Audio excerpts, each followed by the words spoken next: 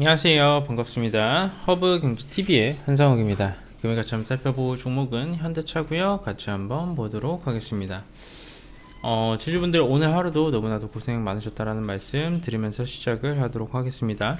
전체적으로 현대차도 좋지 않은 모습을 보여줬고 시장 전체적으로 다 안 좋았죠. 코스피하고 코스닥하고 오늘 원웨이 하방이었습니다. 말 그대로 그냥 쭉쭉 흘러내리면서 많은 투자자분들께서 충분히 고통을 받을 수 있을 만한 장세가 아니었나 라는 그런 말씀을 좀 드리고 싶어요.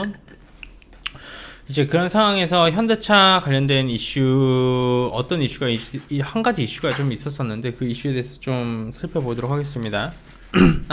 저희가 장중에 현대차 관련된 뉴스나 이슈거리를 정리를 해드리고 있거든요. 저희 허붕제TV 텔레그램 들어오셔가지고 그거는 텔레그램에서 한번 장중에 받아보시기를 좀 권장드리도록 할게요.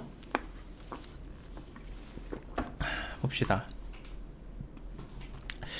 일단은 정부에서 현대차 중고사업 일시 정지를 권고했다 라는 이슈가 좀 나와줬습니다. 그래서 이 부분에 대해서 좀 체크를 해보도록 할게요. 이게 좀 상당히 많이 아쉬운 게 뭐냐면 현대차가 지금 미국에서 중고차 사업이 정말 잘 되고 있죠. 여기에서 나와주는 매출 퍼포먼스가 상당히 긍정적이고 좋습니다. 근데 이런 상황에서 지금 이런 식의 키워드가 나와줬다라는 게 좀 많이 아쉽다라고 판단이 되고 있어요. 그래서 중소벤처기업부가 현대자동차 중고차 사업 진출에 제동을 좀 걸었다. 그래서 중기부가 13일 현대차의 사업 개시 일시 정지 공고를 내렸고 중고차 단체가 이달 초 중고차 판매에 대한 사업 조정 신청을 한 후에 나온 것이다.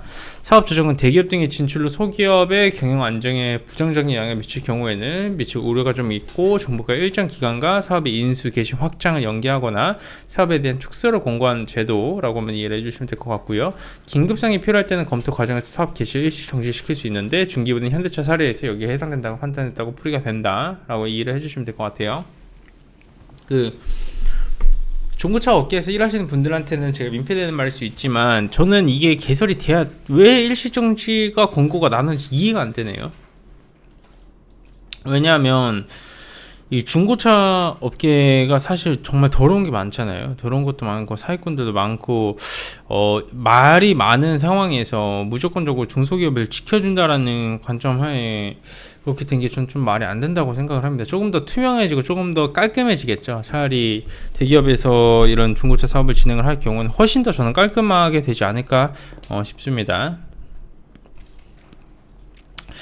일시정지 권고가 강제사항은 아닙니다. 외국계 유통업체인 코스트코가 17년도와 19년도 두 차례나 중기부의 일시정지 권고에도 불구하고 개정만 강행을 했고 권고를 강행하더라도 과태료 외에 금전적 불이익이 크게 생기지 않습니다. 근데 현대차 입장에서는 사업 개시에 따른 여론 악화가 부담이 될 수가 있고 중소기업 단체 반발이 큰데다가 중고차 매매를 생계형 적합 업종에 지정할지 여부는 심의위원회가 진행 중이기 때문에 사업 개시를 강행할 경우 역풍을 맞을 수 있다라고 하면 이해를 해주시면 될 것 같아요.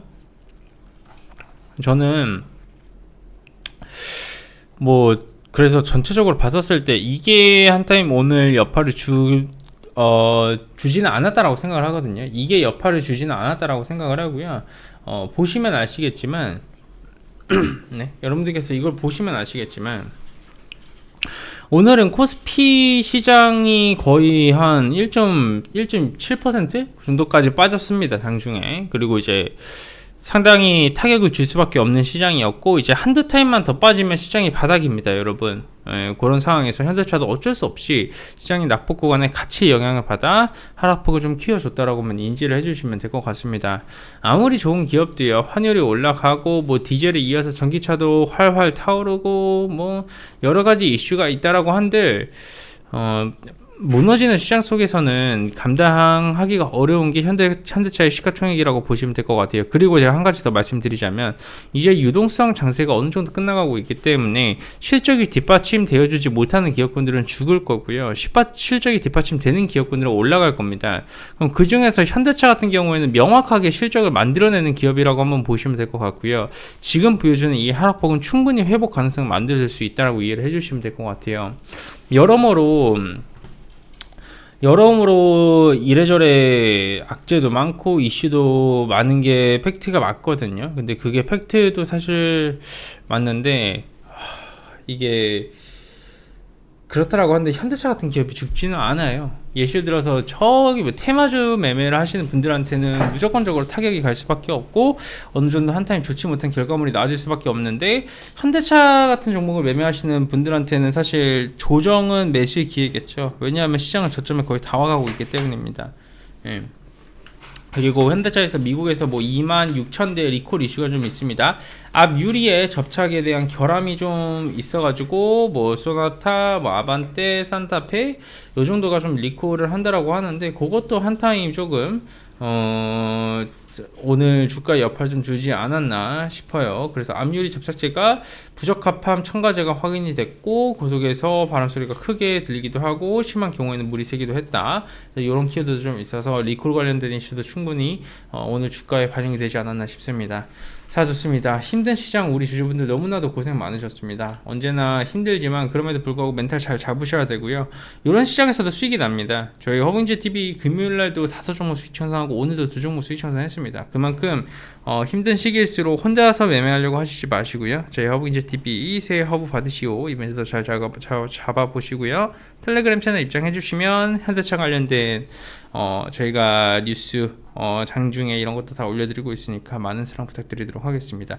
여기 보시면 뭐 전기차 상시추로 1업, 디젤 제쳤고 뭐 이런 키워드 다 올려드리고 있습니다. 자, 좋습니다. 오늘 깔끔하게 영상 이 정도까지만 하면서 마감하겠습니다. 감사합니다.